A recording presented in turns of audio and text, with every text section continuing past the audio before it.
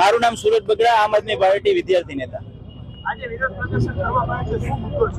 આજનો મુદ્દો એ છે કે પરમ દિવસે જ્યારે રાજ્યની અંદર સફાઈ અભિયાન ચાલતું હોય ત્યારે રાજ્યના મંત્રી શ્રી ઋષિકેશ પટેલ દ્વારા ગુજરાત યુનિવર્સિટીની અંદર સ્વચ્છતા અભિયાનમાં ભાગ લેવામાં આવ્યો હતો।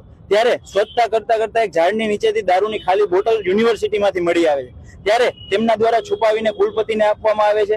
ત્યારે ખાસ તો વસ્તુ એ છે કે ગુજરાત યુનિવર્સિટીની અંદર શું દારૂની પાર્ટી થઈ હતી તો ત્યાં બોટલ આવી? ગુજરાતની અંદર દારૂબંધી હોવા છતાં દારૂ કેવી રીતના યુનિવર્સિટી સુધી પહોંચી શકે? ત્યાં શું અંદર કોઈ સત્તાધીશો પાર્ટી કરે છે? અને તેમ છતાં મંત્રીના હાથમાં બોટલ આવે છે ત્યારે સ્વીકારવાના બદલે તે બોટલ છુપાવવાની ટ્રાય કરે છે। ત્યારે ગુજરાતની અંદર દારૂબંધી કહેવાતી છે, ખરેખર કાગળ ઉપર કહી શકાય।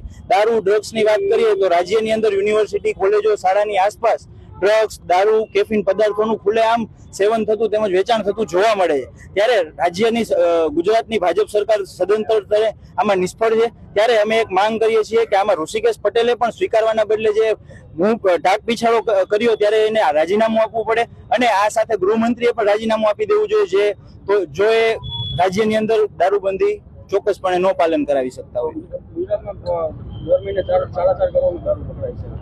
ગુજરાતની અંદર દારૂ પકડાય છે, એ દારૂ પકડાય છે, ડ્રગ્સ એટલા હજારો કરોડનો પકડાય છે, ત્યારે માત્ર એક જ શબ્દ કહેવામાં આવે છે, કોઈ પણ ચમરબંધીને છોડવામાં નહીં આવે। ત્યારે પેલા પકડો તો ખરા, પછી છોડવાની વાત કરજો।